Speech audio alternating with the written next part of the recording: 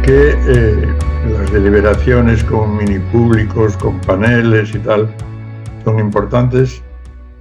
Primero porque se han puesto de moda. Entonces, para el CIMAS, si no estamos en esos proyectos que además suelen estar bien dotados económicamente, menos el CIMAS, y además se han hecho básicamente en países pudientes que tienen dinero para eso, tipo Irlanda, tipo Francia, tipo Cataluña, tipo lo que sea. Digamos que no estaríamos aprendiendo de otras iniciativas, digamos, que nos llegan de fuera de CIMAS, vamos, así de claro. Sí que intentamos en su día hacer el G1000 aquí en Madrid en el 17, si no me acuerdo mal, en el gobierno de Carmena, con Medialab Prado, que salió como salió, digamos, no es el momento de entrar en ello. Pero luego no hemos profundizado mucho en eso y ahora, pues, como el Ministerio de Juventud, y Injuve y tal, hemos intentado hacer uno que ha durado más o menos desde el verano pasado hasta diciembre. Y ese es el que llevamos a presentar un debate que hubo en Barcelona de la red. Hay una red de liberación de profesionales de España y Portugal que se dedican a estos temas. Así que por ahí 40 o 50 personas hay metidas, de las cuales pues son muy selectivos profesionalmente. Pero bueno, tuve la oportunidad con Ernesto Ganuza, que es el que conoceréis más, y otra gente, bueno, estaba también Yago Bermejo y también, la vasca está la que lo organiza, Mendy Harat, que es del País Vasco. Entonces, bueno, tuvimos un debate en Barcelona y yo traté de hacer una comparación, que es lo que os voy a contar, y que está de otras formas por escrito, entre la metodología que venimos practicando en CIMAS y las metodologías que se suelen hacer en paneles deliberativos. Básicamente son, creo que, 4 puntos. Entonces voy a ser lo más telegráfico que pueda y luego, si podéis, pues en cada uno podemos reorganizar un pequeño debate. Es interesante la metodología, aparte de que esté de moda, porque se basa en realmente la gente muy de base, más de base, no los dirigentes de movimientos sociales ni la gente que asiste a los procesos y a las reuniones, sino la gente que no asiste a ningún tipo de reuniones y que se suele llegar a ella con encuestas, justifica mediante una muestra lo que vaya a salir. Es decir, en el fondo es la misma justificación que una encuesta, pero con una diferencia. Es decir, y de hecho a los políticos les interesa mucho porque efectivamente antes de las elecciones lo que hacen son encuestas, con una diferencia con las encuestas. Y esto Ganuza y gente de Córdoba, cuando él estaba en Córdoba, lo probaron de la siguiente forma. A la misma muestra que se le hace una encuesta, luego, posteriormente, se la reúne en un taller, en una reunión, o en varias reuniones, y ahí debaten sobre lo que querían decir en la encuesta. Y los resultados suelen ser, o sea, un cualitativo, grupo de discusión, entrevista grupal, como le queráis llamar. Y ahí salen cosas bastante diferentes de lo que dijeron esas mismas personas en la encuesta. Es decir, el salto del cuantitativo al cualitativo, en definitiva. Y que da distintos resultados. Esto lo publicaron en su día Ganuza y Ernesto y otra gente. Y, bueno, desde ahí se justifica, bueno, más que hacer encuestas, lo que necesitamos es hacer deliberativos, talleres deliberativos, paneles deliberativos con mini públicos mediante una mediante un muestreo. Por lo tanto, la justificación está en el muestreo. Ahora bien, los muestreos que se suelen hacer tienen una técnica y luego tienen una serie de dificultades. La técnica es relativamente sencilla de explicar. Se hace una muestra enorme de las cientos, 200, 300, 1000 personas, digamos, y de ahí se les invita a participar, con algunos beneficios que pueden ser económicos, que pueden ser simbólicos, que pueden ser de alguna forma. Y de ahí, obviamente, hay gente que contesta a esa carta de invitación y entre los que contestan, o sea, sí iría en estas condiciones, en durante este tiempo, porque son normalmente varios meses los que con reuniones online o reuniones presenciales, yo me comprometo a ir. Claro, eso queda deformado por las solicitudes de la gente que sale del muestreo, entonces hay que volver a ajustar la muestra para que corresponda ya no los 200 o los 1000 a un número manejable, digamos, que pueden ser 30, 40, 50, 100, por decirlo.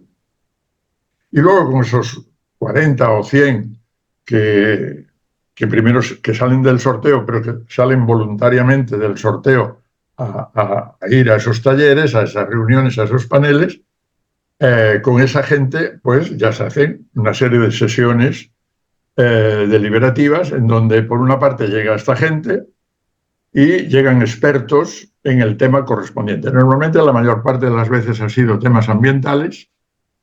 También lo ha hecho el Ministerio español sobre el tema ambiental, lo han hecho en Barcelona sobre juventud, en Tolosa, parece que es el municipio donde se ha hecho más avanzado esto, para hacerlo en paralelo, diríamos, algunas decisiones municipales, etc.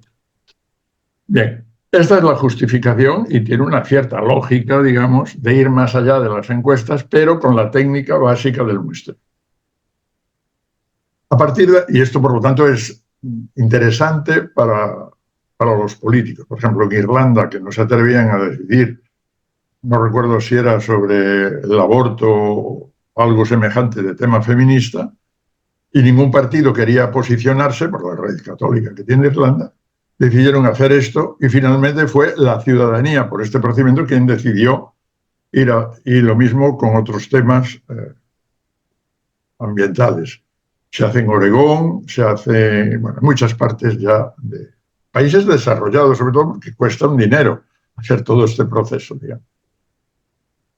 En el caso nuestro, con el ministerio, había poco dinero y por lo tanto tuvimos que ir a un sistema relativamente restringido, que fue tratar de llegar a 30 jóvenes, nada más.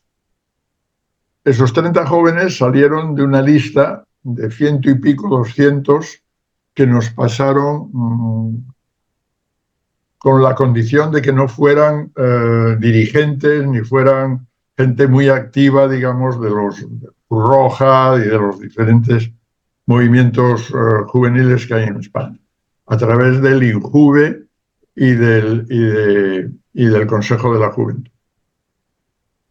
Claro, para hacer esto rápido, lo que hicimos fue tirar de una muestra muy detallada. Y aquí viene el primer problema.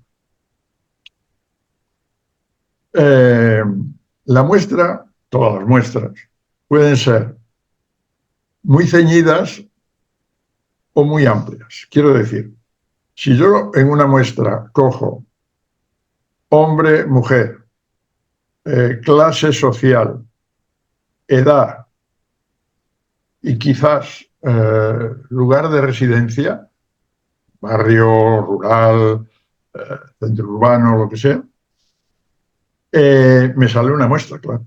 Y eso hay las formulitas estas para que se queden el 3%, el 5% de credibilidad, Pero claro, si yo hago una muestra estadística mucho más desarrollada, como la que Néstor, Alicia, Andrea,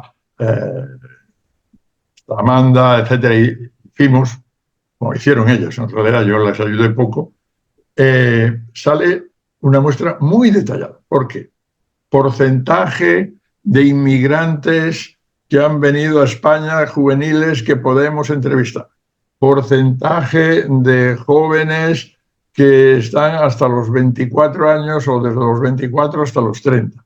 Porcentaje de... Es decir, afinamos mucho, muchísimo más de lo que se suele hacer en las muestras convencionales, afinamos muchísimo más.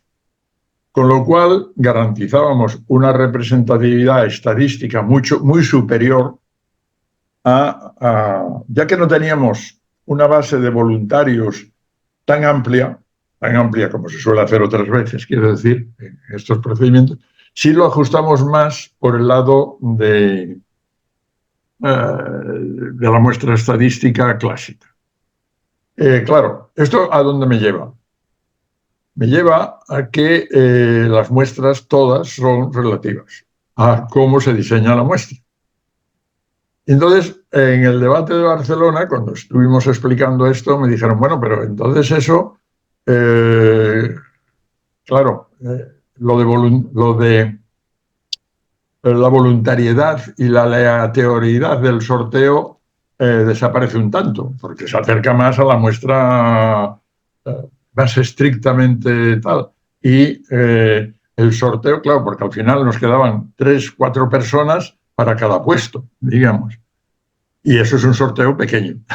Digamos, no es si la muestra son 1000 y tenemos que bajar a 40 y todo se hace por sorteo y se hace poco de muestra más minuciosa, pues claro, sale más sorteo y sale menos muestra minuciosa. Entonces ahí hay un debate. No sé si yo consigo explicar.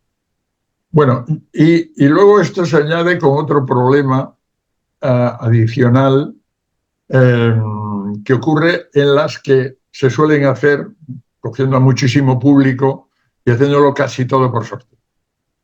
Que claro, la gente que se acerca dentro del sorteo a decir, sí, yo quiero estar, ya tiene una cierta predisposición, digamos, a la participación.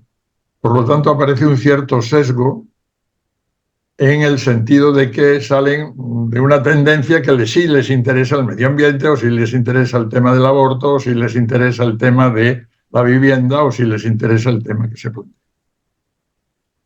Con lo cual, ahí en casi el caso de Madrid, del Gemil, fue claro, a las 9 de la mañana estaban todos los viejecitos que habían salido de la muestra y los jóvenes aparecieron a las 12 de la mañana del sábado.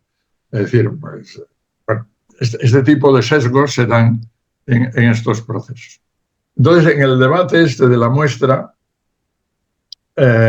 yo les propuse es que en el CIMAS hacíamos una muestra relacional, que tenía la ventaja, tiene 2 ventajas para mí. Una primera, que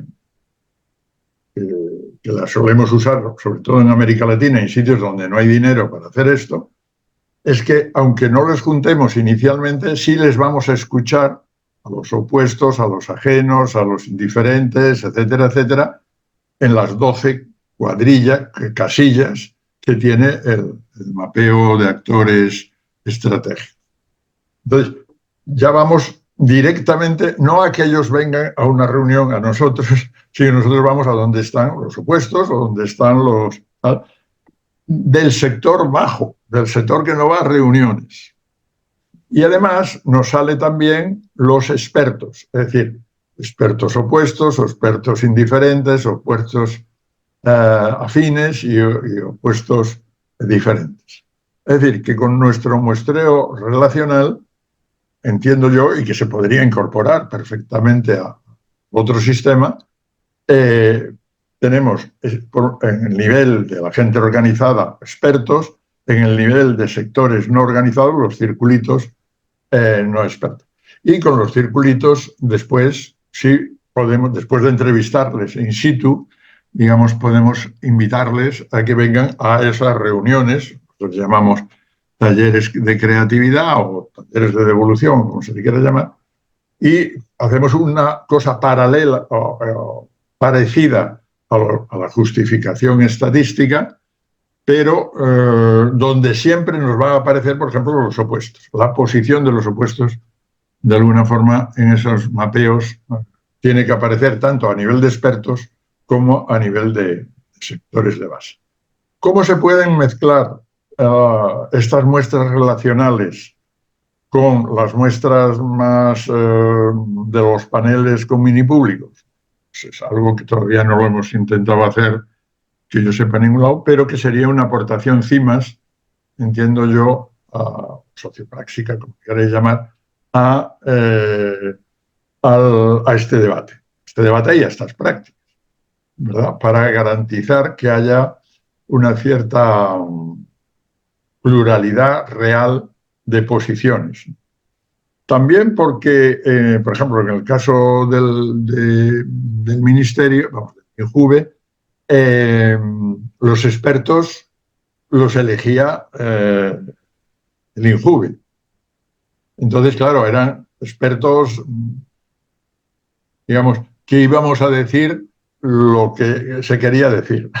Es decir, que yo sepa, no había expertos, digamos, opuestos o desde ese punto de vista sobre los temas de comunicación. Con lo cual, esto de las muestras, a donde quiero llegar, no es un tema tan sencillo como una fórmula matemática, ni tampoco tan sencillo como lo que nosotros hacemos en mapeos estratégicos, sino que una combinación de ambas cosas creo que sería lo más creíble, científico, operativo, como le queráis. Este es uno de los temas problemático, por otra parte, ¿no?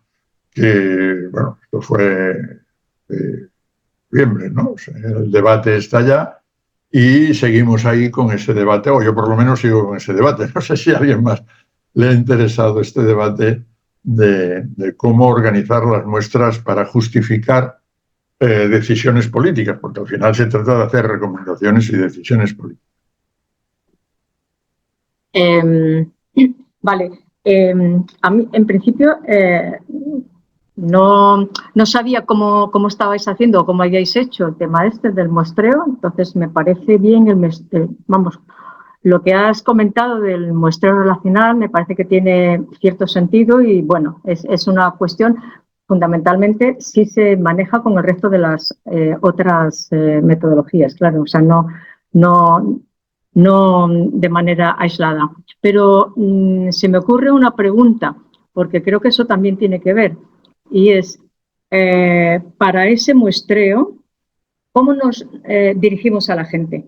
Porque dependiendo a quién te quieras dirigir, así tienes que utilizar unas vías u otras, ¿no? Y unos formatos u otros, o incluso unos tiempos u otros, sobre todo si quieres que te respondan.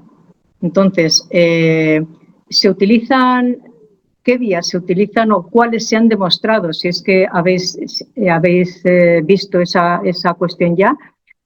Si se envían cartas físicas a los domicilios, si se envían mails, si se envían, no sé, otro tipo de formatos, si las conexiones van a través de Internet por otros rollos, si, no sé, carteles, si se colocan en sitios estratégicos o donde suelen acudir esas gentes, a través de entidades, no lo sé. O sea, ¿cómo se ha trabajado eso?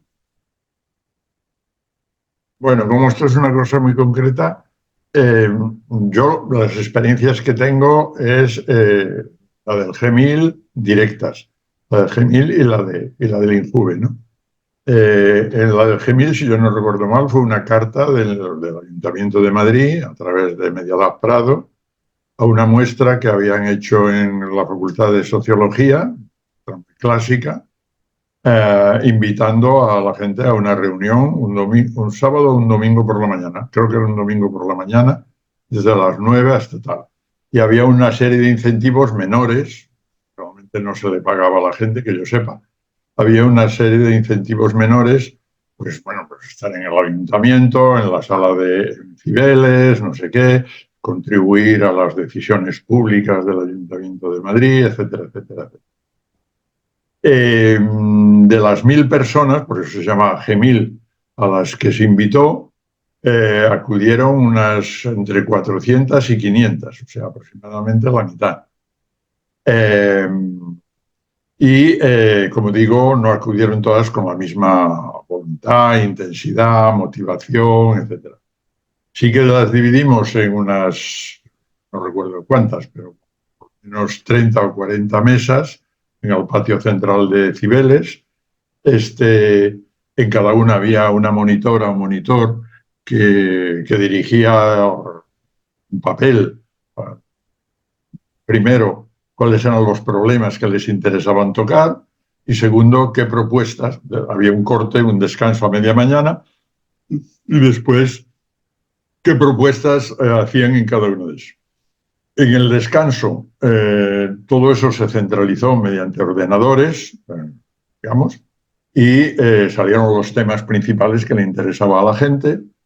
Y luego, claro, al final de la mañana ya las propuestas por lo mismo. Como cada persona que llevaba cada subgrupo tenía un ordenador, pues iba pasando a un sistema central todos los resultados, primero de los temas a debatir y después lo otro. Supongo que en cada sitio lo hacen de una forma diferente. De todas formas, lo del G1000, sí hubo una, creo que estaba también Tomás Alberi, que estábamos en la comisión de seguimiento del Ayuntamiento de Madrid, esa que el observatorio que nosotros montamos, y les hicimos sugerencias de que aquellos no había estado bien montado, quiero decir, el G1000, que hubiera sido mucho mejor hacerlo por distritos y que en cada distrito eso funcionara, que había que haber, bueno, una serie de consideraciones que ahora no vienen tanto, que hubiera sido necesario el tema de los expertos también. Total, la reflexión del concejal de la época y de Medialab Prado fue, no lo volvemos a hacer, y pasaron a hacer un observatorio de ciudad con 40 o 50 personas que fuera permanente. Esa es una especie de mini público permanente, que tienen también en Bélgica. Creo que es en Bruselas, en concreto la ciudad de Bruselas, tiene el pleno de concejales, por un lado, digamos, como en todas partes, pero en paralelo tiene como una especie de senado o de grupo de ciudadanía por sorteo que en algunos temas significativos de la ciudad opina, como una muestra, digamos, sobre lo que está discutiendo el pleno municipal. Como diciendo, la voz de la calle es esta y la voz de los políticos es esta otra. Y es como en paralelo. Ese sistema es como el más... Eso tiene que ver con el último de los temas, que es el seguimiento, porque claro, al ser permanente eso tiene una cierta capacidad de seguimiento, que normalmente las experiencias con minipúblicos pues no tienen esa capacidad de seguimiento, porque no queda nada organizado después. Es más, a veces es bueno, y era una de las cosas que nosotros decíamos, que no queden, que la gente que sale por sorteo, aunque se hagan muy amiguetes en los 4 o 5 meses que lleven, no acaben formando grupo, porque si acaban formando grupo, acaban en definitiva haciéndose pseudopolíticos, digamos, expertos en la cuestión, y ya les gusta esto. No sé si con eso está claro algo, pero... No.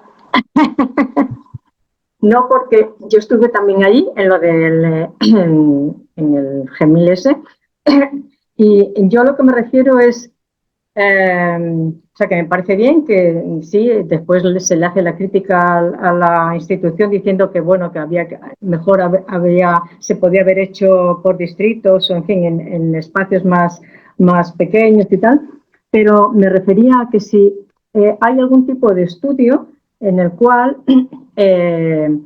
veamos si con esa carta que envía el concejal a la gente, ¿vale? Y responden X, de esos que responden, los 400 esos que responden, por ejemplo, ¿qué porcentaje de gente de distintas edades había? En la respuesta. Otra cosa es que luego en lo que están allí vayan realmente y además se metan o no se metan o lo que sea, ¿vale? O sea, se activen o no se activen. Y digamos que el resto de otras variables que se haya tenido en cuenta. Es decir, ¿cuál ha sido la respuesta? Para saber eso en función de el haberse enviado una carta, si a lo mejor en lugar de haberse enviado una carta, independientemente de que lo mejor era que se hubiera hecho en los espacios distritales o lo que fuese, ¿vale? Con esa, digamos, ese ámbito de ciudad. Te entiendo. Pues eso es un poco la cuestión. A ver, primero, los datos de respuesta no los tengo. Entonces, o los tiene Yago Bermejo o los tiene Enrique Ganuza. Entonces, eso es así de sencillo. No tengo eso. Lo que sí te digo es que lo que se suele hacer una vez que las respuestas son positivas, se aplica de nuevo la muestra para que quede más o menos equilibrado. Hasta ahí es hasta donde yo sé. Es decir, lo otro, sí sé que Yago Bermejo en Barcelona dijo, suele haber un sesgo, por muy bien que lo hagamos, con muestra inicial y con muestras sobre los que aceptan, digamos, con los que contestan a la carta, digamos, sigue habiendo un sesgo inicial en un sentido determinado, con lo cual, digamos, no se varía eso tanto. Claro, la argumentación que yo haría sería, bueno, hay que hacer un esfuerzo porque los indiferentes, eso sí suelen estar, y los opuestos estén en las posiciones que nos interesa debatir. Pero bueno, digo, esto está a nivel de mantillas, quiero decir, por en España hay 5 o 10 personas que podrían hablar de esto, no más. ¿Me explico? Con datos en la mano, quiero decir, y los dos que yo recomendaría que todos leamos sus escritos, sus vídeos, lo que sea, es a Ernesto, que además es de la casa de alguna forma, o a Yago, que llevaba Medielas Prado, que anda por Madrid y que se le puede pillar. Pero no me quiero meter en más charcos. Bueno, Pedro tenía la mano levantada. Sí, yo lo que veo es que, pero un poco voy a hacer un ejercicio también reduccionista del tema, ¿no? Por no meter en puntualizaciones muy concretas, dado que tampoco estamos hablando de, bueno, sí, del caso del Ayuntamiento de Madrid, pero bueno, yo lo querría también plantear desde otros puntos de vista.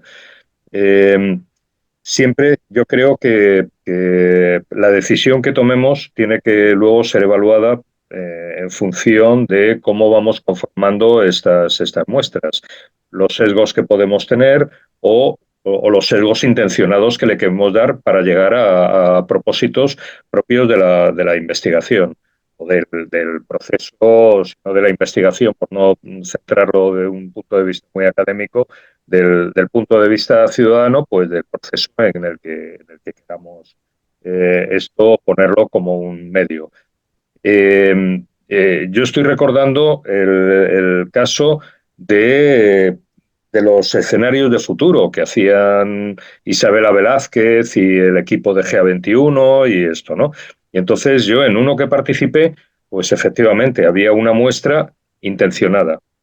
Quiero decir, se quería que la representatividad que hubiera en ese grupo, como de unas 40, 50 personas, fuera de lo más amplia posible. Eso lleva sesgos, porque una vez que eliges la muestra, estás introduciendo los propios sesgos de las concepciones que tienes de las posiciones de las personas, aunque incluso a lo mejor también se introduce el sesgo de qué personas son a las que llamas o a las que propones.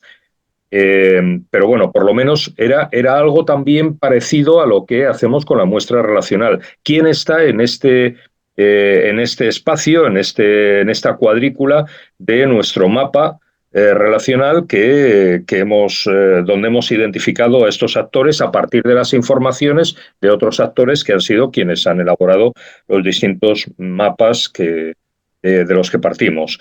Entonces ahí se puede poner, buscar o seleccionar quiénes son las personas que acuden desde ese espacio.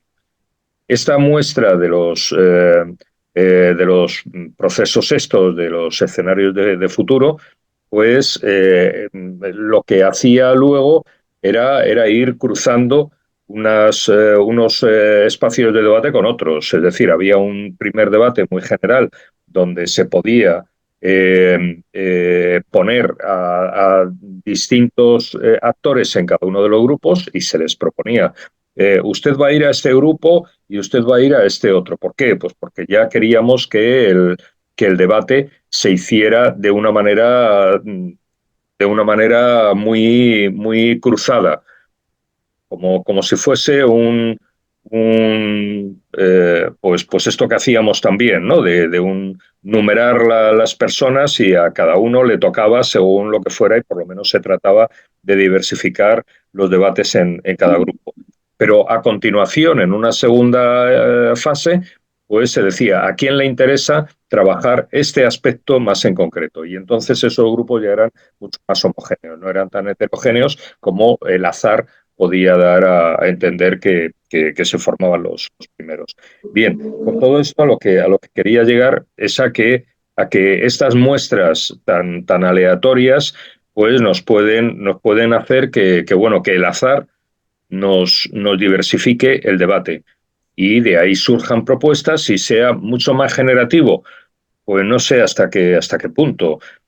También, como decía algún compañero en otro momento, vamos a la cuestión epistemológica. ¿Cuánta pasta hay? Y entonces, bueno, pues en función de cuánto dinero disponemos, vamos a hacer una cosa muy amplia con una convocatoria tal, donde la gente se pueda apuntar, luego un proceso de selección no sé cuántos, otra muestra subordinada y esto, ¿no? Pero bueno, que también dependerá de todas estas posiciones en las que nos encontremos, ¿no? Es decir, ¿cómo lo podemos hacer?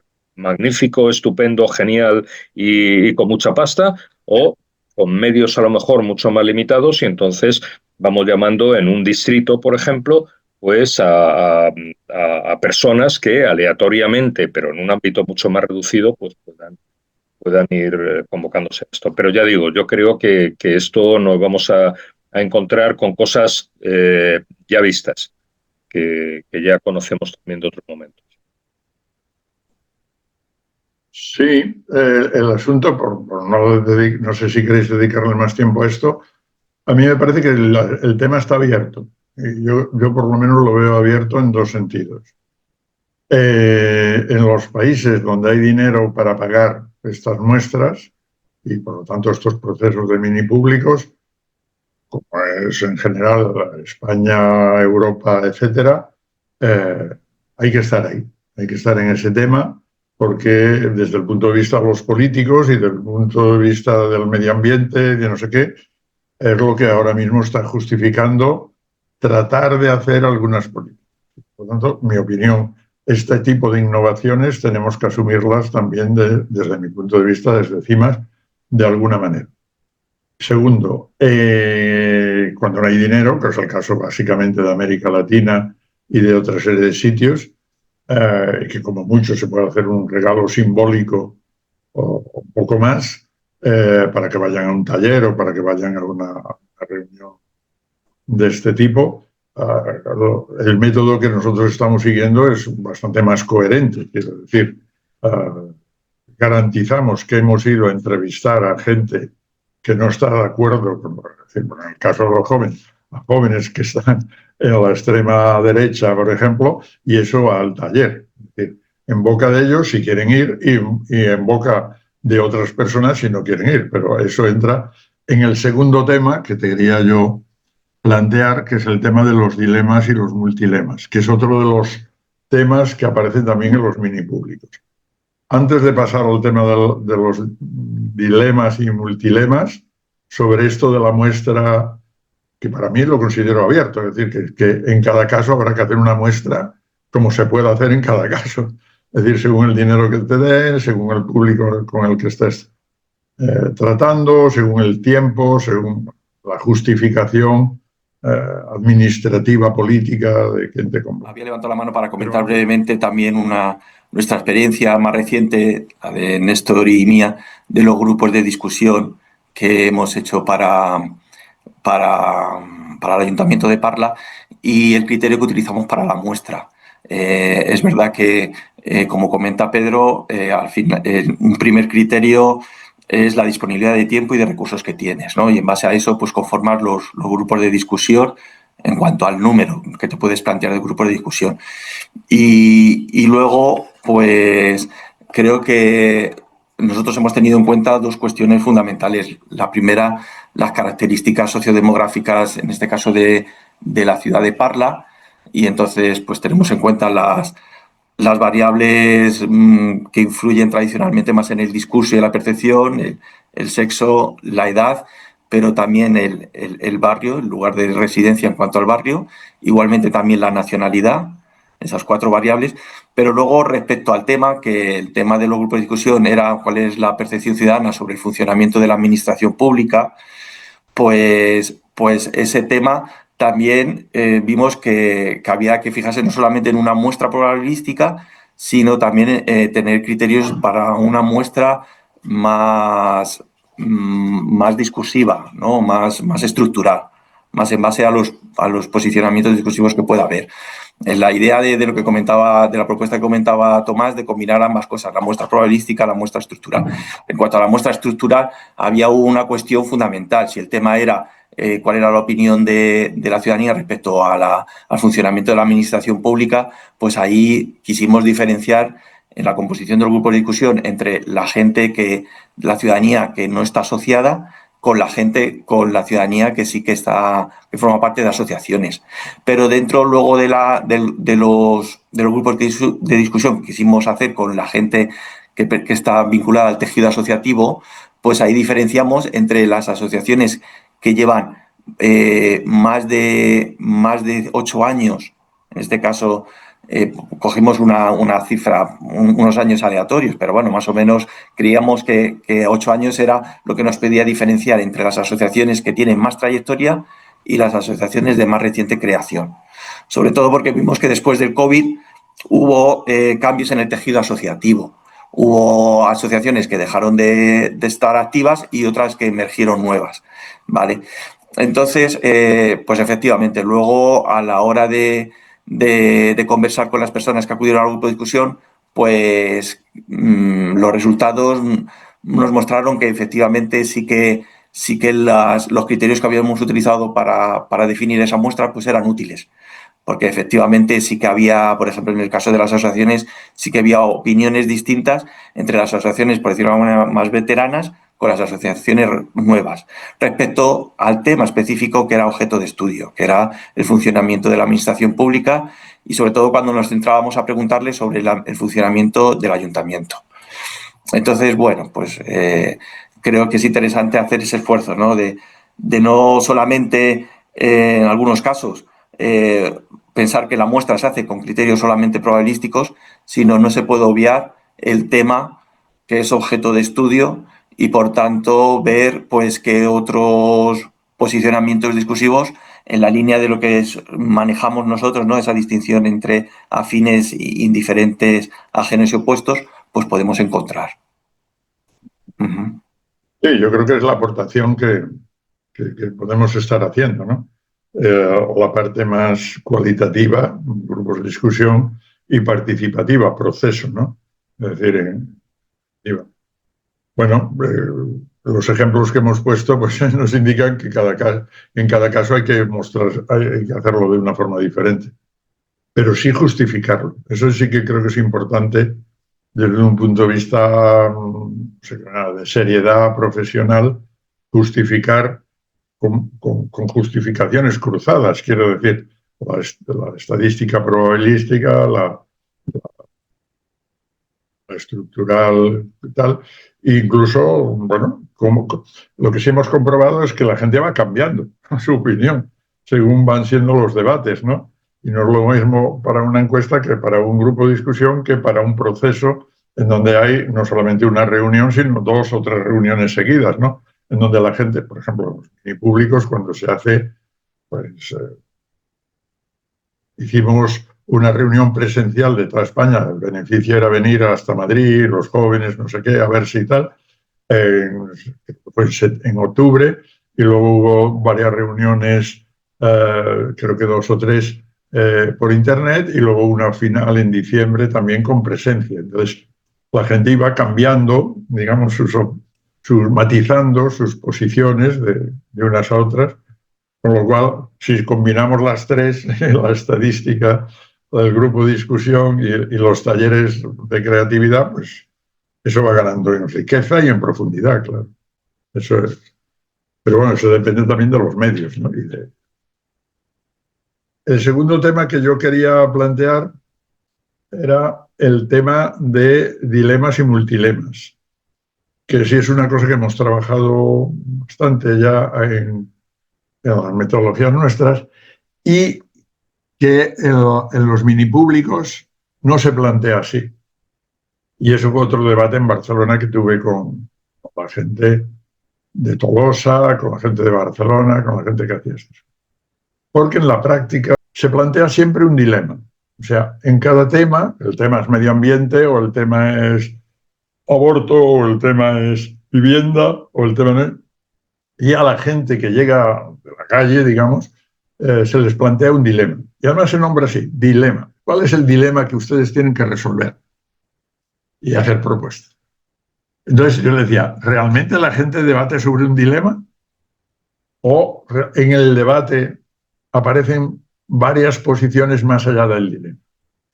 Y en general lo que yo entendí de la gente que tenía más experiencia que yo, obviamente, en estas horas, porque ya me han hecho distintos procesos, es que aparecen multilemas. No les llaman multilemas porque no es el lenguaje habitual, pero entre el blanco y el negro, entre, yo qué sé, dilemas. En el tema ambiental, pues yo qué sé, entre el decrecimiento y el seguir como tal, con más o menos con lo que hay, ¿cómo se llama? El New Deal, ¿cómo se llama esto?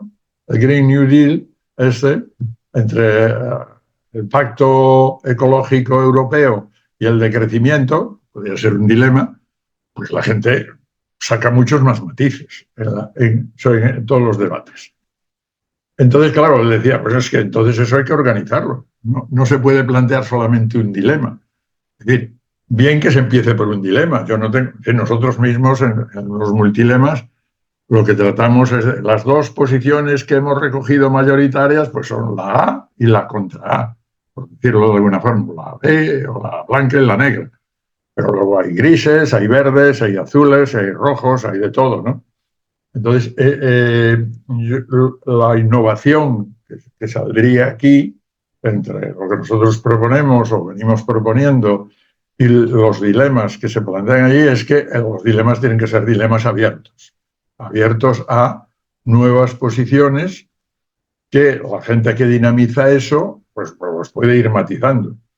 Teniendo en cuenta que se trata de un mini público con varias sesiones y que en cada sesión suelen venir expertos, 3 expertos, así a contar sobre, en este caso vendría alguien del Pacto Social Verde y del Pacto Europeo Verde y del decrecimiento.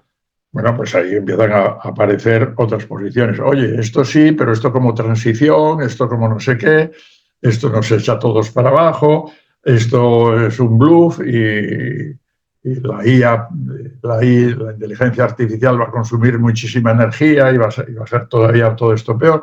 En fin, hay miles de argumentos que se van cruzando ahí. Entonces, ¿cómo organizar no los dilemas, sino cómo abrir los dilemas para que se organicen en multilemas? Este es otro de los debates que planteamos y que puede ser interesante. Yo creo que ahí sí hay una aportación que podemos hacer, no solamente para los mini públicos, sino en general incluso para los grupos de discusión, ¿no?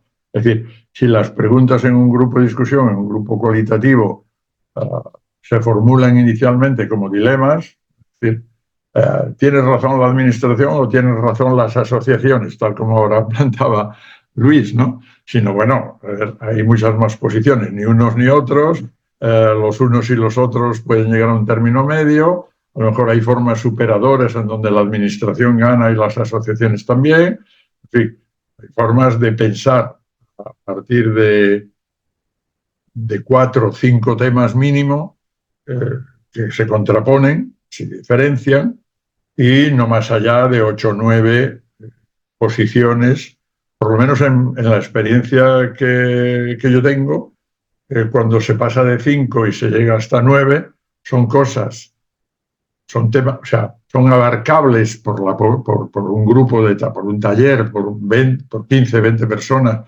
en minigrupos o en grupos grandes, se pueden debatir.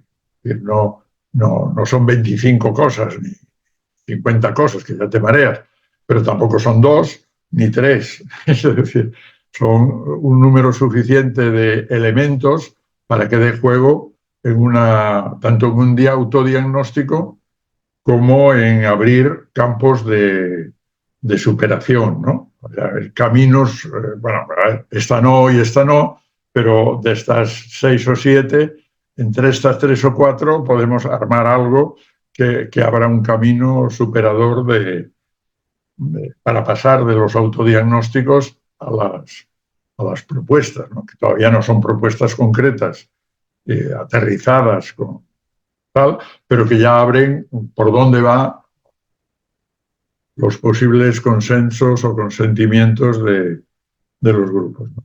Bueno, este es otro de los temas que tiene que ver con, claro, con lo que hemos dicho no sé, procuro ser más breve aquí. Este tema del multilema, más allá de los mini públicos, me parece súper interesante. En el diploma de Claxo se comienza, bueno, hay mucha teoría ahí, ¿no? Y se comienza precisamente por el tema del conflicto. Y luego el de la cuestión de elucubrar entre sí, cómo se llega al consenso, cómo se delibera, si la deliberación, el consenso, que si hay que evitar el conflicto, o bueno, o si no, que hay que aprovecharlo, o si hay que afrontarlo, mediarlo, en fin. Y metodológicamente entramos a decir, ¿y por qué no superarlo? ¿No? ¿Y por qué no desbordar el conflicto? Que en verdad esto de salir a escuchar, que la gente ahora yo veo que es eso, escuchar o trabajo de campo es recoger información y nada más. Entonces, esto de ver a los mapeos relacionales, a los mapeos de redes como instrumentos estratégicos, nos cuesta mucho situarnos para qué sirve, para qué nos sirve, ¿no? Solamente hacer un mapeo, porque se confunde, mapeo de actores, ¿no? Hacemos un listado de a ver quiénes están por ahí. No, ¿para qué? ¿Para qué? Para hacer una estrategia de desborde, precisamente. ¿Por qué? Porque es eso, ¿no? Necesitamos abrir campos de superación. Necesitamos desbordar el conflicto, este dilema, porque el dilema por el que se empieza, ¿no? Presenta un conflicto. ¿Qué? ¿Lo hacemos más, lo evitamos, lo hacemos más grande, lo mediamos?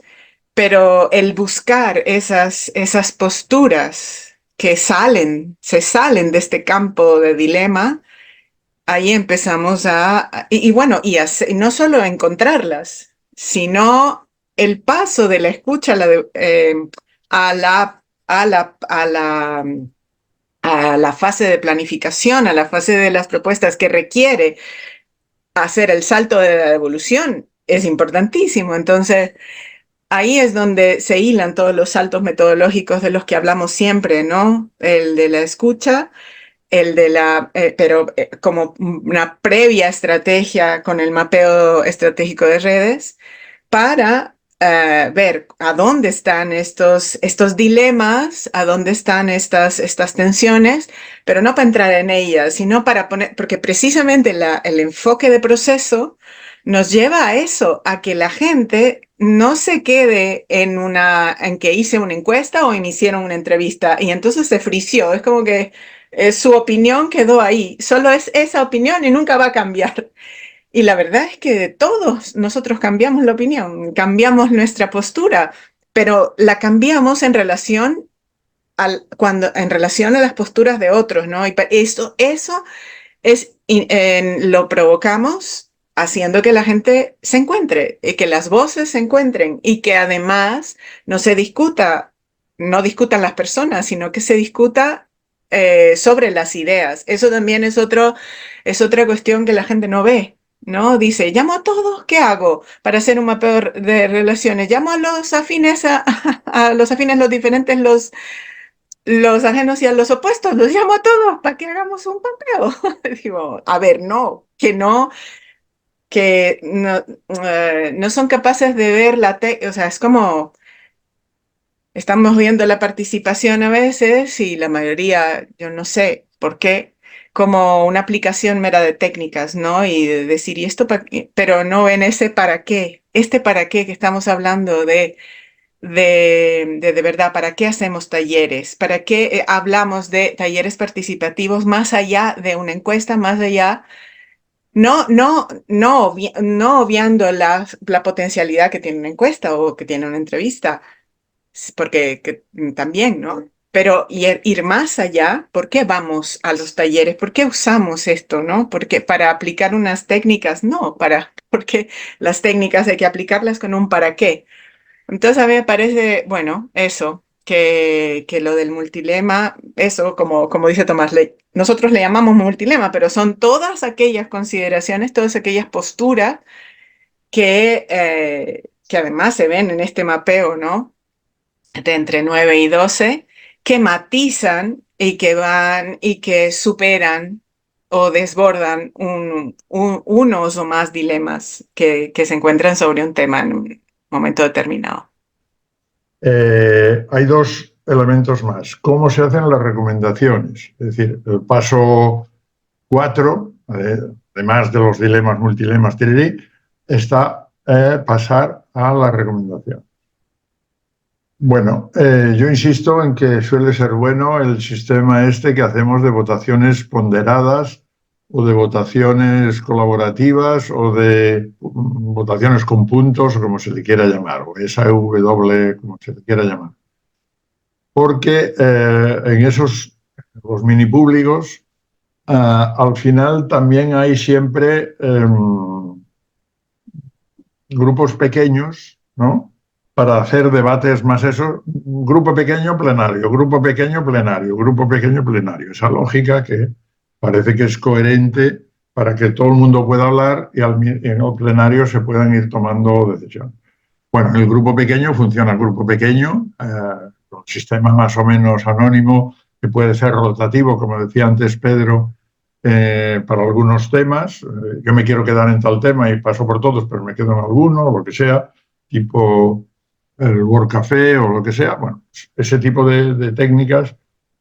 Ahora, en el plenario, que suelen ser muy aburridos los plenarios, porque cada uno se empeña en contar lo suyo y todo el mundo está pensando en su grupo, no está pensando en el grupo del que lo están contando de otro. La forma de cruzarlos que nos ha dado cierto resultado eran las votaciones ponderadas. Es decir, tú no vas a poder votar el tuyo, tú tienes que votar cosas, algunos elementos de los demás. Y cuando esté la votación de las cosas de los demás, de los otros minigrupos, pues entonces ahí ya se puede articular una coordinación entre las que hayan salido más puntuadas de unos y otros grupos. Ese sistema, que lo hemos hecho ya varias veces, incluso en la RIEP, permite muchas cosas, permite que los mini liderazgos queden en segundo plano sobre las ideas que pasan por encima de quien las defiende, digamos, permite que la gente de un subminigrupo se entere de lo de los otros minigrupos, porque si no, no le presta prácticamente atención, etcétera, etcétera. Ahí tiene una serie de ventajas, entonces es otra de las aportaciones que yo entiendo que podemos y que solemos hacer para pasar de autodiagnósticos, con el sistema que sea, a unas votaciones que sean colaborativas, en definitiva, ¿no? Que no vayan a votar a las personas, sino que vayan a votar a los contenidos, básicamente, ¿no? Y que los contenidos entre sí sean mezclables y sean aportables desde el grupo A, desde el grupo C, desde el grupo H. Es decir, que sean mezclables y articulables para eso. También eso me parece que también es otra de las cosas que se plantea que en los mini públicos se podría. De hecho, hay gente que lo hace, porque ya se suelen hacer muchas veces en presupuestos participativos, pues también se puede hacer, incluso por internet, se puede hacer también de forma presencial con eso.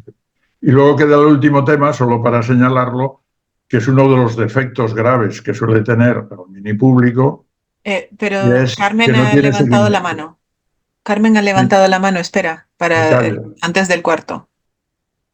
Bueno, podía hacerlo al final, pero bueno. A ver, a mí me parece que se podría, lo digo por la práctica, por lo menos yo lo he estado viendo cada vez que hemos hecho las votaciones ponderadas, ¿no? En cualquier espacio. Al final salen algunos elementos, algunas propuestas que perfectamente admiten integrar propuestas que no han sido suficientemente votadas, digamos, en la ponderación, ¿no? Y entonces yo creo que una reflexión o una relectura final digamos, del resultado de las votaciones ponderadas, teniendo en cuenta el punto de partida, podría ser más creativa incluso, o sea, y podría, no sé, no solo creativa, sino inclusiva, y realmente ser más efectivas al llevarlas a la práctica. O sea, creo que se podría intentar eso. Por mi parte, muy de acuerdo, claro. Sí. Vamos, después de la votación ponderada y del puntaje, de sumar los puntajes, nosotros solemos dejar cuarto de hora a media hora para incorporar a las que tienen más puntuación, algunas que tienen menos puntuación, o cómo se articulan unas y otras que tienen las dos muchas puntuaciones, pero que son compatibles. Quiere decir que uno dice, hay que hacer un estudio sobre no sé qué, y el otro, hay que hacer una fiesta sobre no sé qué. Bueno, pues hagamos la fiesta para celebrar el estudio, o aprovechemos que hay una fiesta para hacer en la fiesta una. Es decir, todo lo que sea sumar. Lo que sí es bueno es que para que la gente no discuta esto se encaja con esto, la gente previamente tenga un puntaje. Es decir, a los demás les he convencido o no les he convencido. Porque claro, no es lo mismo hablar, yo tengo 50 puntos y yo tengo 10 puntos, pues de 10 puntos se tiene que sumar al de 50 puntos. Es decir, y se puede sumar normalmente, ¿no? Para eso. Pero si no, se queda en un debate. ¿Quién tiene más razón? No es quién tiene más razón. ¿Quién convence más al grupo de 30 o 40, ¿no? Es decir, desde el minigrupo de 5 o 6. Pero vamos, que me parece. A nosotros también nos ha pasado, Carmen. O sea que, muy bien, muy de acuerdo. Y el último tema era eso, la dificultad del seguimiento de las propuestas, que normalmente no hay en los mini públicos. Los mini públicos se convocan, duran un mes, 2 meses, 3 meses, un año como máximo, digamos, para que no se cosifiquen tampoco esas muestras, y entonces bueno, ahí se toman unas decisiones. Pero ¿quién hace el seguimiento de eso? La administración tiene poder para decir, bueno, esto es una cosa consultiva y ya veremos si la hago o no la hago. ¿Quién me va a pedir cuentas de esto? Podría ser el defensor del pueblo, podría ser algún sistema de ese tipo. Con Tomás Alberic, que está por ahí, sí, ahí lo veo. Para Castilla-La Mancha, en un momento determinado que nos pidieron los de Podemos que hiciéramos una cosa de seguimiento, les planteamos hacer un observatorio de seguimiento de las decisiones que, ya no me acuerdo cómo el detalle, pero elaboramos bastantes cosas, ¿no? Bueno, ese sistema de observatorios, que pueden ser observatorios con gente experta de las universidades o de los colegios profesionales o cosas así. Y observatorio o laboratorio, me da lo mismo, ¿no? Y que puede haber también gente de la calle por sorteo, es el caso que se propuso en Madrid por parte del último año de gobierno de Ahora Madrid, y que no llegó a funcionar, pero estaba un observatorio de seguimiento.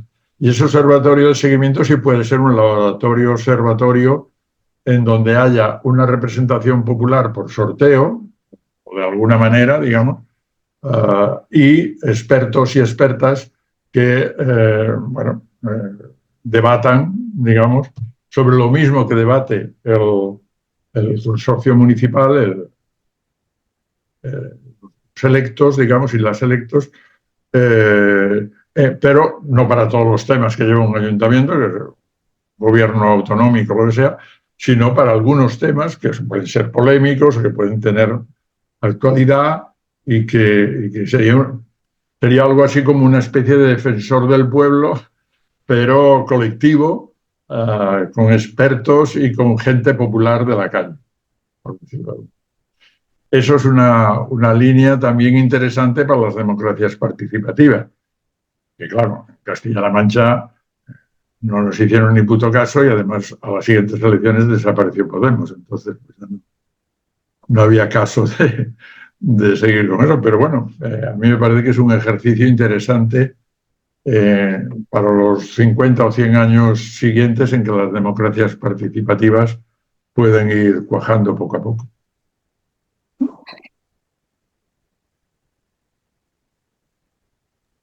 No sé si, bueno, hasta ahí es hasta donde yo he puesto en estas cosas, pero Tomás Alberic parece que ha movido cámara.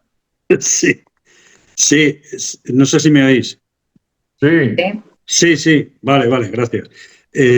No, era un poco dar la opinión sobre esto que conecta con lo que comentabas antes de efectivamente de lo que se hizo en Madrid el último año, que yo le vi más problemas que virtudes. Es decir, lo que se hizo en Madrid, lo del Senado, que comentaba, el Senado Ciudadano, era elegir por sorteo 57 personas me parece que era, porque era tantos como concejales hay en el Ayuntamiento de Madrid, ¿no? Entonces ese tipo de ocurrencias, hay que decirlo así, que pueden estar bien cuando has consolidado otros procesos, cambios, etcétera. Digo ocurrencia porque políticamente eso, cuando te la estás jugando, como luego se vio, pues es una barbaridad. Es decir, cuando había una demanda, perdonad el inciso político, ¿no?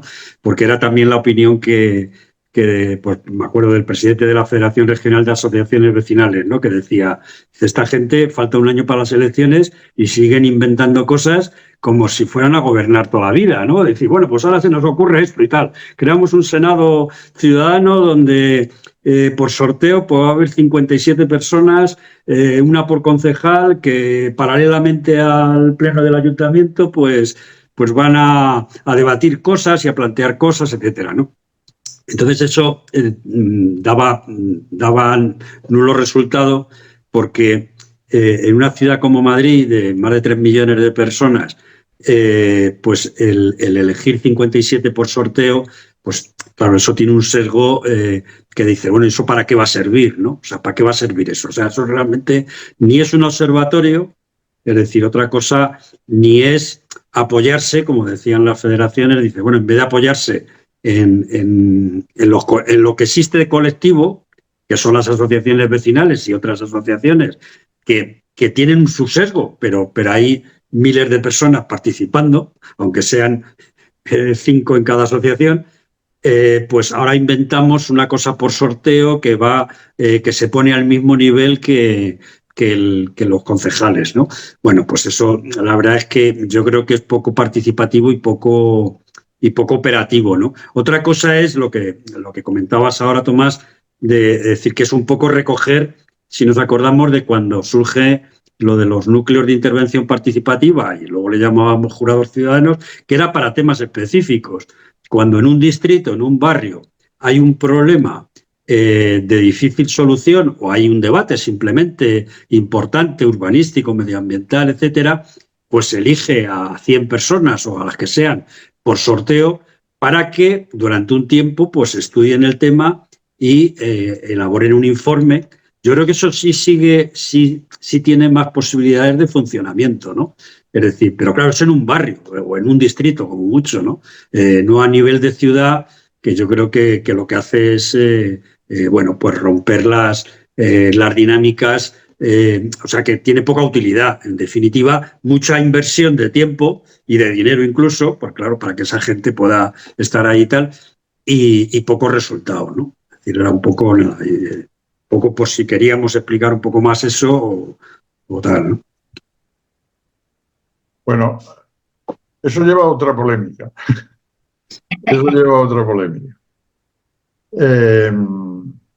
A ver, voy a hacer de abogado del diablo.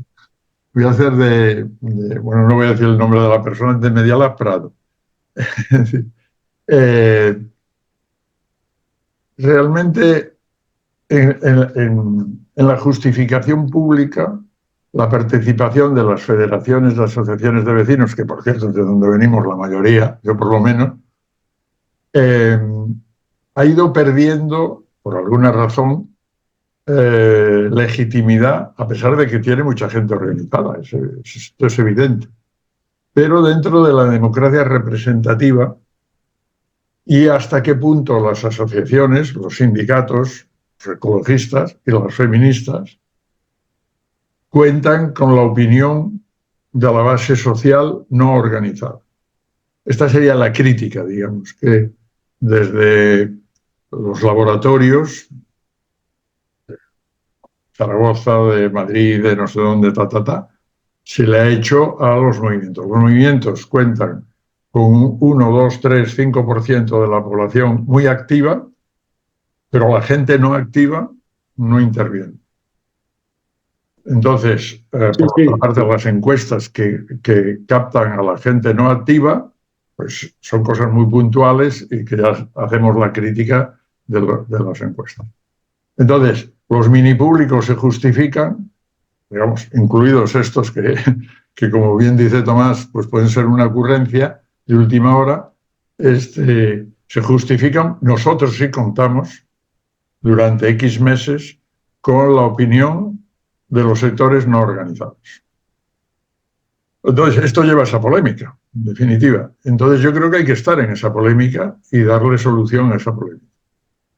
Nosotros lo intentamos hacer diciendo, bueno, hacemos entrevistas y tal con la gente no organizada de forma muy explícita según la muestra relacional. Pero si no hay una justificación desde los sectores no organizados, los sectores organizados se justifican por sí mismos porque son organizados. Entonces, a ver, la crítica de Esperanza Aguirre sería algo así. ¿Los organizados, esos son los soviets?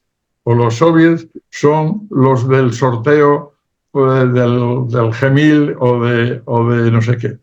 Bueno, ahí hay un polémica. Yo no lo tengo resuelto, quiero decir, no lo tengo resuelto, pero hay argumentos de un lado y de otro. Sí, pues sí. Ni una cosa ni otra.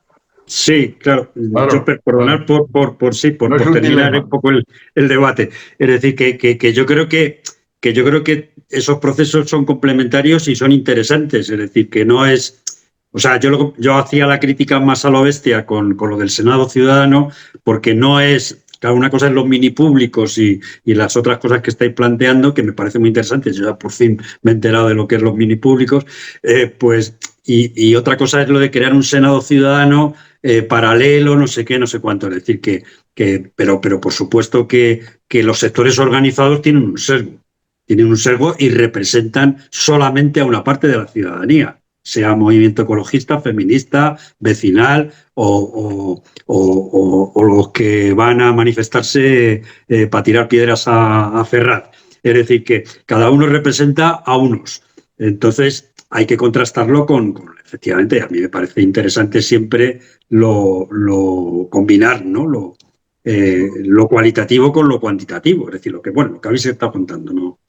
Es decir, lo que pasa es que lo otro era un caso extremo que políticamente fue un error grave. O sea, cuando, por ejemplo, había distritos del sur que se estaban quejando de que no había inversiones, que no se estaban haciendo obras en el sur que fueran importantes durante el gobierno de Carmena, pues salir con esto, pues era decir, oiga, pero ustedes no se están enterando de lo que pasa. Y lo que pasó luego en las elecciones. Es decir, que no se estaban enterando. Es decir, mucha tecnología nueva de participación en los presupuestos participativos, telemáticos, no sé qué, y no está atendiendo a las demandas ciudadanas clásicas. O sea, primero vamos a lo seguro y luego inventamos cosas. Sería un poco la reflexión final, ¿no?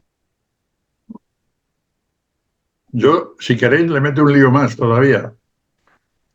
Mi propuesta, que la he escrito en algún sitio, ya no recuerdo dónde, es que estos mini públicos lo que deberían hacer es formular cada año las preguntas de un referéndum tipo Suiza. Es decir, cada año Es decir, si durante el curso estos mini públicos formulan las preguntas que se está haciendo la calle, es decir, ahora mismo la vivienda, por ejemplo, o la salud, o no sé qué, y formulan esas preguntas. Y eso se incluye, cosa que las autonomías tienen potestad para hacerlo, durante la declaración de la renta, no solamente los que hacen la declaración de la renta, sino también en la calle, con los que no hagan declaración de la renta, y todos los años, cuando vamos a pagar los impuestos, decimos, oiga, igual que no solamente quiero votar si va para la Iglesia Católica o va para otros fines sociales, sino también esta propuesta que me hace un mini público sobre vivienda o sobre no sé qué o sobre no sé qué otra cosa. La señora Meloni de Italia acaba de hacer un referéndum para revocar los derechos laborales de no sé qué ley italiana que le concedía muchas cosas a los trabajadores en Italia. Bueno, la derecha se nos está adelantando en hacer estas cosas. Las preguntas son claramente capciosas. Vamos, yo no entiendo mucho italiano, pero las preguntas son derogar. Entonces, a ver, ¿por qué si los suizos y los italianos pueden hacer referéndums anuales, en una democracia que va de progre no hace? El problema de los referéndums es quién hace la pregunta. Si la hace el gobierno italiano o el gobierno suizo, una porquería, porque va una pregunta. Pero si lo hace un mini público, si los mini públicos, la gente de la calle hace preguntas para tomar decisiones cada año, me estoy metiendo ya en el siguiente tema, que es el tema de la autoorganización y la democracia, ¿no? Pero, ¿por qué no? ¿Por qué no tener todos los años unos presupuestos participativos? ¿Por qué no tener todos los años, a la hora de pagar impuestos, preguntas sobre los temas candentes que están año a año en la calle y no esperar 4 años? Bueno, me estoy enrollando, pero me parece que tiene una cierta lógica.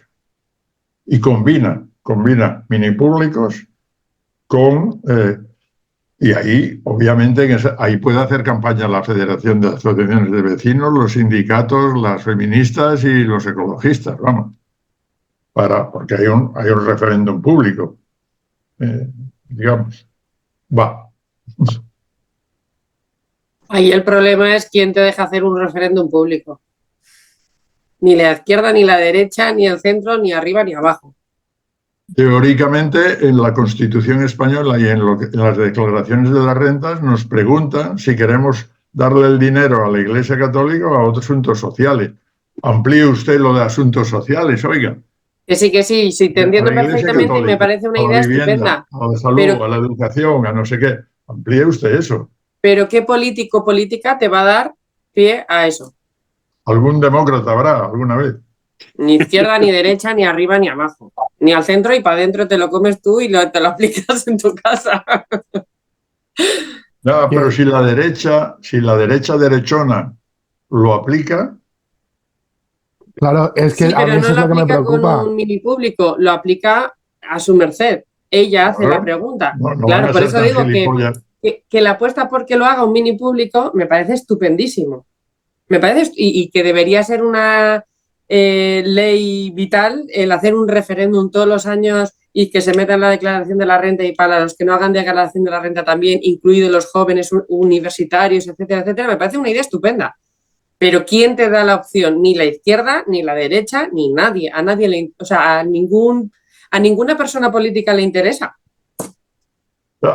Dice Antonio que a los de la derecha sí. Yo creo que sí, pero eso Pero si lo hacen ellos, si hacen pregunta a ellos, si no, no. Hace como 10 años, porque decías 10, 15 años, la percepción del tiempo pasa más, cambia cuando tienes más años, que se hizo en Suiza, esto mismo que decías tú, pero con el tema de las migraciones.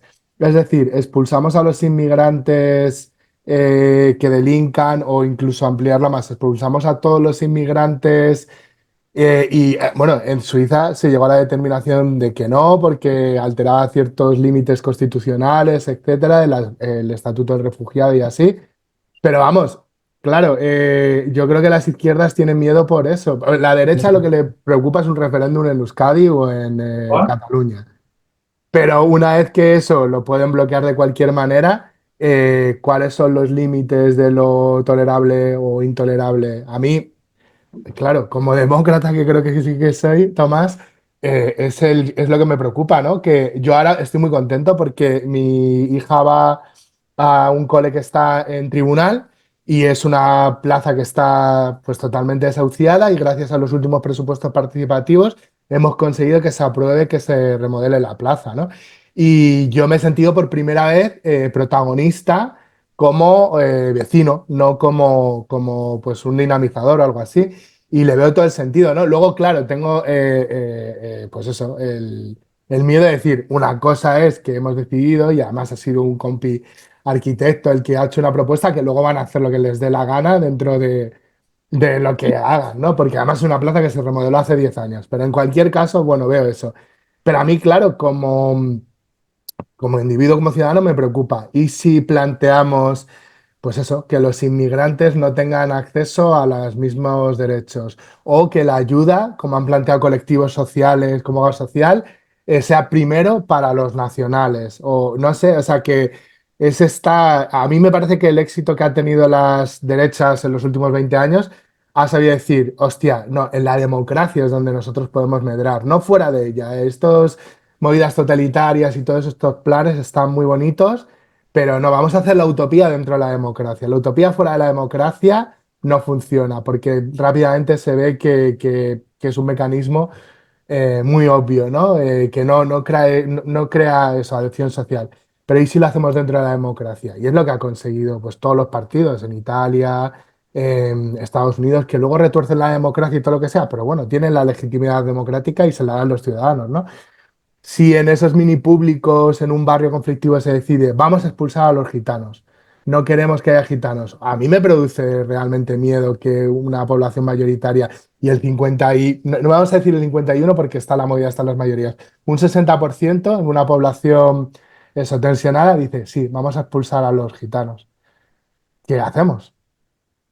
Porque marcamos un límite de decir, no, oigan, vamos a ser coherentes y esto no. Pero a mí me acuerdo que me decía un alumno en Segovia, precisamente, Pedro, que me decía, Antonio, tú me dijiste un día que eras de Greenpeace, y le dije, sí, sí, yo he sido durante muchos años de Greenpeace, ahora ya no y tal. ¿Y por qué? Digo, pues porque me preocupa sobre todo el tema de los animales, siempre he sido antitaurino, tal, no sé cuál. ¿Y por qué tú priorizas eso y no pues ayudar a los inmigrantes y tal? Y bueno, porque es ahora mismo mi lucha, durante unos años ha sido mi lucha. Dice, bueno, pues la mía es luchar a favor de la gente que conozco, mi vecino español, mi primo español, mi madre que se queda en paro. ¿Por qué tengo que priorizar a los inmigrantes si mi dolor es mi vecino? Y yo decía, bueno, pues es una putada, pero entiendo tu lógica. O sea, entiendo cómo has construido tu discurso. Tendría que hacer un discurso yo mucho más complejo para demostrarte que eso es una putada y lo que sea. Pero bueno, esos referéndum, ¿cómo lo hacemos? Y además que no lo digo como una crítica, sino que realmente no tengo una respuesta. ¿Cómo establecemos esos límites? Lo tenemos claro con el tema de las cuestiones más técnicas, ¿no? Cuando alguien dice, oye, quiero que se haga un puente por aquí, y hay un arquitecto, un ingeniero, que te dice, no, eso no se puede hacer porque es inviable estructuralmente, o o lo que sea, pero cómo marcamos unos límites de lo que es legítimo que nosotros permitamos o nos permitamos que se vote o que se discuta o lo que no. No lo sé, a mí me parece un temazo. Yo me parece que luego yo. Me parece que se ha abierto un melón muy, muy interesante, porque yo creo que va al eje esencial de todas las metodologías y lo que hay detrás de las metodologías. El domingo aparecía en el suplemento del País una página entera donde se presenta el soterramiento de una parte de la Castellana.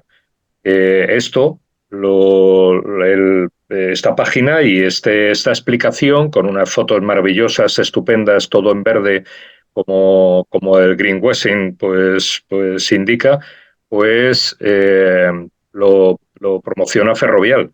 Y además te dice que está también soterrando la A5 y además te dice que han hecho no sé cuantísimas cosas y que son unos expertos internacionales en macroplanes. Si se pusiera en cuestión el soterramiento de la Castellana para que, por ejemplo, pues se pudiera quitar no sé, el Escaletri de Puente de Vallecas y además se pudiera invertir en vivienda social y no sé qué, no sé cuántos, además de no soterrar la Castellana y dejarles un espacio maravilloso con no sé cuántas hectáreas también edificables en mitad de la Castellana, es decir, la milla de oro de Madrid. Además es que se estaría jodiendo todo el plan, Carmen, de Madrid Norte. Eso creo que a los del barrio del Pilar os afecta. Entonces, porque además ese es el planteamiento. Lo que pasa es que digo, te lo envuelven en verde porque a Ferrovial tiene que presentarlo como un proyecto de reducción de las emisiones de todo el tráfico que pasa por la Castellana. Mentira. Esto es un macroproyecto donde todo el soterramiento también de las vías de Chamartín, etcétera, etcétera, va a crear otra media población de Madrid hacia el norte. Y además con muchísima pasta ahí por ganar. Si no, Ferrovial no está ahí. Entonces, imaginaos lo que puede ser un equipo municipal que plantee eso y que todos los barrios periféricos se dediquen a decir, no, en la milla de oro no. En los metros cuadrados de porquería que hay en todos los barrios periféricos es donde hay que invertir. Y es donde hay que hacer equipamientos y es donde hay que meter toda esa pasta inmensa que bueno, pues que como Gallardón cuando era alcalde también multiplicó la deuda de Madrid por 7 y la dejó ahí, ¿no? Al que venga detrás que arree. Entonces, el tema es muy complicadito, ¿eh? Es decir, esto lo podemos hacer en un barrio y que la asociación de vecinos con los de Lampa y con los de no sé qué, no sé cuántos, pues hagan unos juegos y las fiestas del barrio las organicen las asociaciones de vecinos. Pero más para allá, lo veo muy complicado, ¿eh? A ver, esos son los retos de las innovaciones, pues lo complicado, ¿no? De alguna forma. Entonces, lo que yo los propongo es otro método. O sea, yo creo que la pregunta de Antonio es muy legítima y nos lleva a este debate, pero yo creo que hay dos confianzas que yo tengo. Uno, existe una normativa constitucional e incluso una normativa de derechos humanos a nivel internacional que ya tiene algunos límites, ¿no? Digo por cuáles son, pero son límites muy, muy amplios y muy así, ¿no? Y luego hay otro tal, es que yo confío en los mini públicos con expertos de los movimientos sociales, con expertos de profesionales también y con gente de la calle para elaborar esas preguntas. Es decir, el tema de la Castellana que acaba de plantear Pedro. A ver, si durante varios meses ese tema se debate con la Federación de Asociaciones de Vecinos, con los sindicatos, con las feministas, con los ecologistas, con los empresarios, no sé qué, y con mini públicos, se formulará no un dilema de pregunta, esto o aquello, sino esto, aquello otro y aquello otro. Y yo confío que creo que es la democracia, que cuando las preguntas están suficientemente complejas y no son dilemas capciosos, la gente sabe posicionarse. No porque lo dice fulanito o menganito, sino porque la gente tiene sentido común. Es que si no, no tendría sentido la democracia. Entonces, los límites, la respuesta a no es tanto esto no se puede discutir, sino esto hay que discutirlo primero llamémoslo como queráis, mini públicos, observatorio, laboratorio, lo que sea, y luego eso debe salir a referéndum de toda la población. Mi posición. Me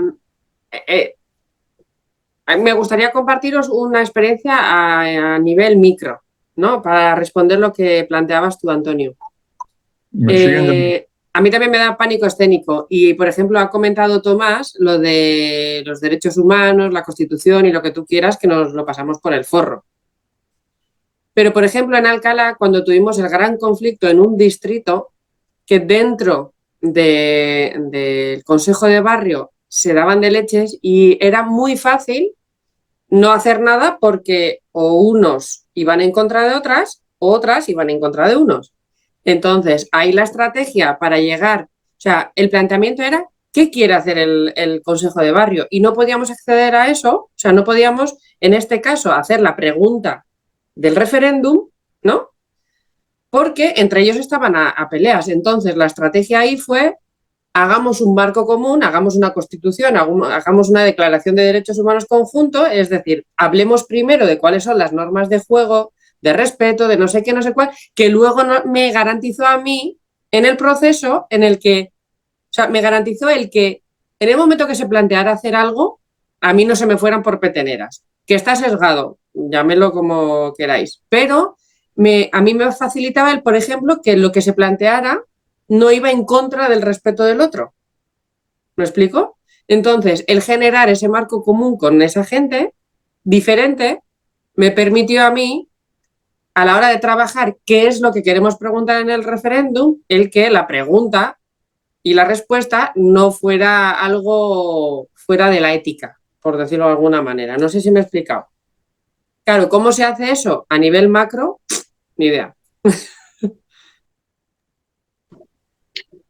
Eso que has dicho tiene que ver con las autonormas que hablamos en el siguiente punto.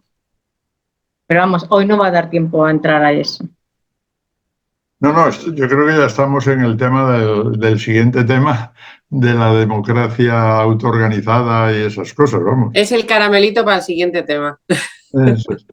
Nosotros en la isla de Lanzarote hicimos una cosa que fue primero los criterios, como dice Yone, y luego las propuestas, porque si no era un lío. Entonces, en los criterios, la gente de todas las asociaciones de la isla estuvieron de acuerdo y sentaron unos criterios. Y le dijimos, bueno, ya tienen ustedes los criterios, ahora se va cada uno a su pueblo, a su asociación y hacen las propuestas. Y cuando vengan con las propuestas, entre todas y todos ponderamos si cumplen los criterios que prevén. Porque la gente en los criterios es generosa, los criterios de autoorganización. Eso es, pero y empática. Me tocan lo tuyo, me tocan lo mío.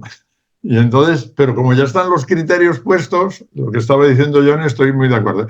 Y a nosotros nos funcionó bien en la isla. Nosotros, en nuestro caso, por ejemplo, en Alcalá, tuvimos que sacar, o sea, lo escribimos, lo editamos, lo pusimos como si fuera un cartel súper chuli piruli, o sea, con dibujitos, con no sé qué, o sea, súper guay. ¿Por qué? Porque lo tuvimos que sacar durante el proceso. ¡Ey! No, esto dijisteis, no, esto no cumple esto, no. Lo tuvimos que sacar varias veces para frenar a mucha gente, tanto de un bando como del otro, o sea, y es una herramienta súper poderosa. No, es que tú dijiste que, y lo que estás planteando va en contra.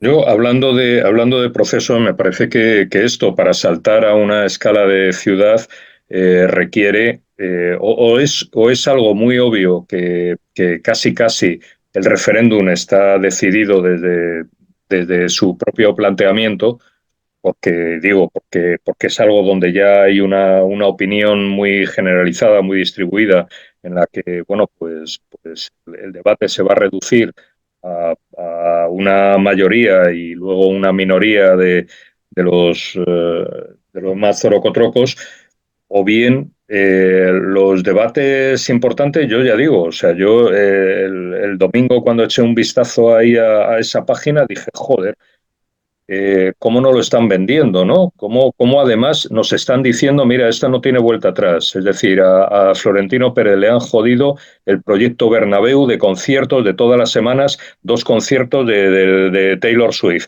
Y entonces la gran millonada que iba a ganar ahí se la han jodido, porque la gente, además muy poderosa de la castellana, se ha organizado y le ha dicho, no vas a joder la vida con todos tus conciertos, tus ruidos y todo el personal que viene aquí a invadir la zona tan tranquila que tenemos aquí. Con lo cual, incluso ya hay un proyecto de una recalificación de terrenos en donde tienen la ciudad deportiva ahora del Real Madrid, para que ahí pueda compensar un poco las pérdidas que ha tenido en el Bernabéu. Es decir, estamos dando con el gran capital transnacional incluso para una cuestión de ciudad. Esto es muy complicado, no creo que necesite explicación en este foro. Entonces, o hay un movimiento desde abajo muy potente que pueda plantear en esta escala de ciudad estos grandes problemas, o de lo contrario, no sé, es abocarse a que efectivamente los más reaccionarios, la ultraderecha y la derecha y tal, se apropian de estas técnicas para ponerlas a su servicio. Y entonces, además, nos están haciendo la piruleta porque están revirtiendo nuestros planteamientos. Es decir, nuestro propio discurso de esto es la reversión, ellos dicen, vale, dilema, no, esto es lo reversivo. Y entonces aplican esta lógica, ¿no? Con lo cual, cuidado. Chicos, son las 11:30 casi. Acusan a los partidos y acusan a las asociaciones, y ustedes son representativos, lo decía Esperanza Aguirre muy claramente, ustedes son representativos de un 1%, de unas cuantas gente ahí que se moviliza, que son muy militantes y tal, pero yo lleno un campo de fútbol y tengo mucha más gente. Ojo, este es el discurso de la Esperanza Aguirre. Sí. Pero fijaos, los discursos vienen de todos los lados.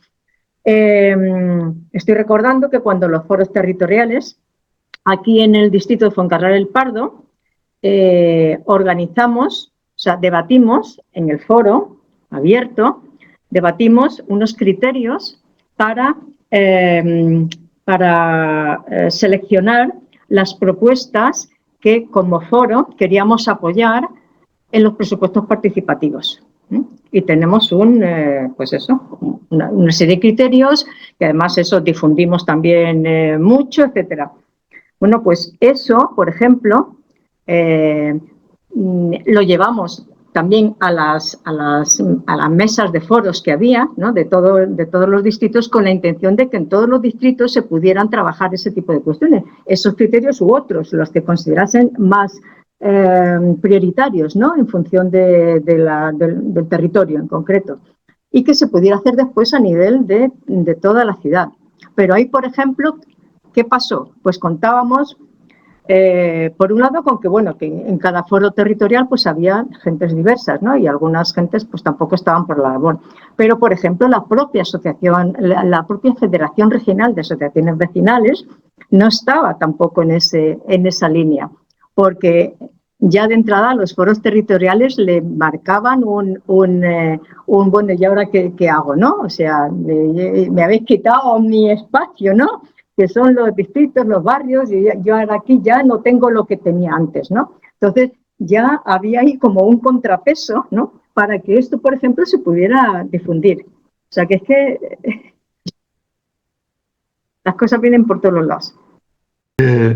Lo que yo creo que nos hemos metido en el tema ya de la autoorganización y la democracia, claramente, vamos, ese tema le podemos dar una vuelta más, pero yo creo que a nivel micro, aquel debate que tuvimos hace tiempo y que coordinó, creo que Carmen, sobre sociocracia, creo que da más juego. A nivel más macro de toda la ciudad de Madrid, de una autonomía o del país, creo que estamos debatiendo, en definitiva, y no tenemos soluciones, vamos, cada uno tenemos la nuestra, digamos, dicho de otra manera. Y lo que a mí me queda, que es el último subtema, el 6 creo, que es el de sistematización y monitoreo. Ahí no tenemos tiempo ahora de verlo, entiendo yo, pero ha habido aportaciones de Carmen y de más gente sobre la rejilla aquella que habíamos hecho, lo que se llevó a Valencia, no sé qué. Luis y Néstor creo que estaban también trabajando temas de indicadores y por mi parte yo lo del monitoreo tengo un esquema que no he metido ahí, pero en el debate que tuve con América Latina de indicadores monitoreo, yo me tiro más por el monitoreo que por los indicadores finales. Y ese es el debate. Bueno, ese es el dilema. Deberíamos construirlo como un multilema en donde entren indicadores, monitoreo y distintos elementos. Lo digo como reto, no para ahora, porque obviamente no tenemos tiempo, pero sí me gustaría que un siguiente debate o presentar a alguien uno de los temas que no sea yo, porque ya estoy... el tema de democracia, autoorganización, esto mismo que acaba de decir ahora mismo Carmen, ¿no? La democracia de las asociaciones vecinales, la democracia de los foros ciudadanos que tuvimos durante ahora Madrid, lo que ha criticado Tomás Alberic de un observatorio a última hora como invento. Es decir, hay varios temas ahí que no tenemos por qué resolverlos tampoco, ¿eh? Es decir, pero por lo menos que sí lo tengamos claro como referentes posibles de democracia participativa, porque el genérico de democracia participativa creo que todos lo tenemos, pero el concreto de cómo se hace la democracia participativa creo que no lo tenemos. Vamos, cada uno tiene el suyo. Y las preguntas de Antonio, la pregunta de Carmen, la pregunta de Tomás Alberic, las preguntas que nos surjan, creo que son buenas. Bueno, lo que ha dicho Pedro de cómo Ferrovial se apropia también de... Todos esos son preguntas que no tenemos respuesta y que están en el trasfondo político-democrático de lo que hacemos, de nuestras técnicas, creo yo.